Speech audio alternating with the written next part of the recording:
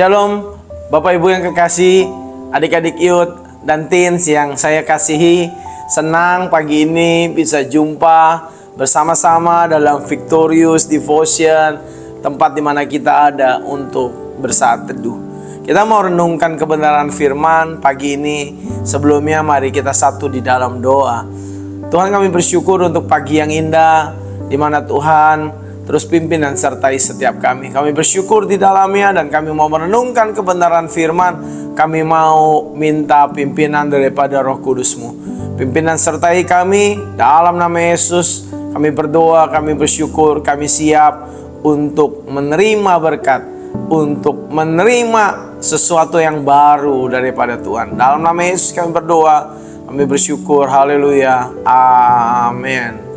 Bapak Ibu, adik-adik youth dan teens yang saya kasihi, kita ada di bulan yang baru, bulan Oktober, dengan satu tema yang baru, masih di 2025 tentunya, dengan tema di 2025 Increase in Christ. Di Oktober kita ada dalam satu tema yang baru, apa itu? Berbuah banyak di dalam Kristus. Untuk kita dapat berbuah banyak di dalam Kristus, kita mau renungkan satu kebenaran firman pagi ini dengan satu judul, hidup yang berbuah bagi Allah. Kekasih-kekasihnya Tuhan, mari kita baca ya dari Roma pasal yang ke-7 ayat yang ke-4. Di sana dikatakan demikian. Demikianlah kamu juga saudara-saudaraku, kamu telah mati bagi hukum Taurat oleh tubuh Kristus, supaya kamu menjadi milik orang lain, yaitu milik Dia yang telah dibangkitkan dari antara orang mati, agar kita berbuah bagi Allah. Sini dikatakan dengan jelas, dengan luar biasa, bahwa kita telah mati bagi hukum Taurat, tapi kita hidup menjadi milik Dia. Siapa Dia? Dia yaitu Yesus yang dibangkitkan dari antara orang mati untuk saudara dan saya, kita berbuah bagi Allah. Oleh sebab itu judul kita di renungan pagi ini adalah hidup yang berbuah bagi Allah. Bapak Ibu yang kekasih di dalam Tuhan, setiap pohon dikenal dari buahnya. Setiap pohon dikenal dari buahnya. Buah yang baik pasti dihasilkan dari pohon juga yang baik. Sebaliknya pohon yang rusak, pohon yang tidak berbuah, udah otomatis kita dapat melihat satu pohon yang nggak ada gunanya. Seperti itu pohon, kita bicara pohon buah ya tentunya. Demikian juga hidup orang percaya, kita dikenal bukan hanya dari apa yang kita imani, kita percayai, tetapi juga dari buah nyata dalam kehidupan kita, pribadi lepas pribadi, hari lepas hari. Paulus menegaskan bahwa melalui Kristus kita dipanggil untuk hidup berbuah bagi Allah. Haleluya. Ada beberapa poin yang kita mau belajar pagi ini. Yang pertama, kita harus mati bagi dosa, hidup bagi Allah. Ya, dalam Roma pasal yang ke-6 ayat yang ke-11, kebangkitan Kristus mengubah arah hidup saudara dan saya. Kita nggak lagi dikuasai oleh yang namanya dosa. Kita nggak lagi dikungkung sama yang namanya dosa, melainkan kita dipanggil untuk hidup bagi Allah di dalam Kristus yang memerdekakan kita. Hidup yang berbuah berarti meninggalkan gaya hidup yang lama. Hidup yang berbuah berarti nggak lagi dikuasai sama gaya kehidupan kita yang masih di dalam dosa. Hidup yang mau berbuah bagi Allah adalah gaya hidup yang membiarkan, mengizinkan Roh Kudus yang ada memimpin setiap langkah saudara dan saya. Umat berkemenangannya Tuhan yang ada di GB Victory, luar biasa. Yang kedua, kita mau belajar bahwa hidup yang baru menghasilkan buah kebenaran. Dalam Efesus 5 ayat yang ke-9 dikatakan demikian. Buah kebenaran adalah kasih, kesetiaan, dan kekudusan yang terpancar dalam diri kita, bukan sekedar penampilan luar, tetapi transformasi dari hati yang sudah disentuh oleh kasih Allah.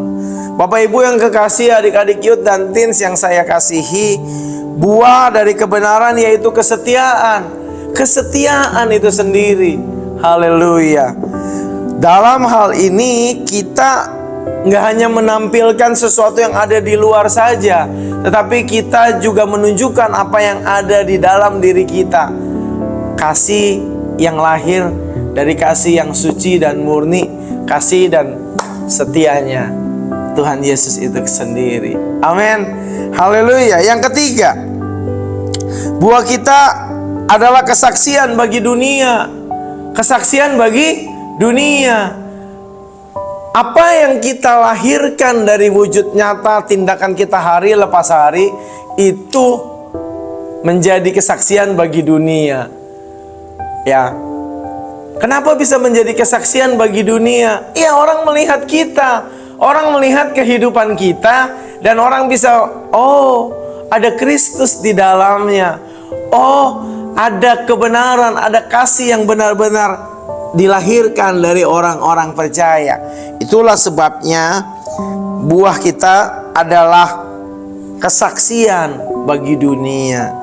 Hidup berbuah nggak berhenti pada diri kita, melainkan menjadi berkat bagi orang-orang di sekitar. Dunia melihat apa yang kita kerjakan. Dunia melihat perbuatan-perbuatan Allah yang nyata, yang besar dalam diri saudara dan saya.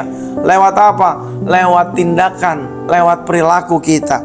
Itulah buah yang nyata, yang sejati, yang selalu membawa orang-orang mengenal kasih Tuhan. Ya, dari perbuatan-perbuatan baik orang bisa tahu Kristus Yesus dalam kehidupan kita. Mari kita cek, kita periksa buah apa yang terlihat dari kehidupan seorang Anes, ya, dari diri saudara, dari diri Bapak Ibu, kekasih-kekasihnya Tuhan, adik-adik youth dan teens. Buah apa yang terlihat dalam diri kita? Kiranya buah itu benar-benar mencerminkan kasih Allah, menjadi berkat bagi yang lain. Hidup berbuah bukan pilihan tambahan, bukan opsional. Hidup berbuah adalah panggilan utama dari teman-teman dan saya. Kita orang percaya, hidup berbuah itu mutlak. Kita dipersatukan dalam Kristus bukan hanya untuk diselamatkan, tapi kita dipersatukan berbuah untuk apa? Untuk menghasilkan buah yang memuliakan Tuhan. Oleh sebab itu, ayo mari kita semua mau hidup yang berbuah bagi Allah.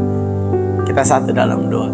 Kami bersyukur Tuhan untuk kasih dan cinta-Mu yang luar biasa. Kiranya hidup kami berbuah, dan buah itu bagi Allah. Buah yang manis dinikmati oleh banyak orang, melihat ada Kristus, ada Yesus, ada Allah yang penuh kasih dalam diri setiap kami.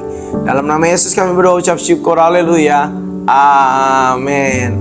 Sampai jumpa dalam Victorious Devotion selanjutnya. Shalom.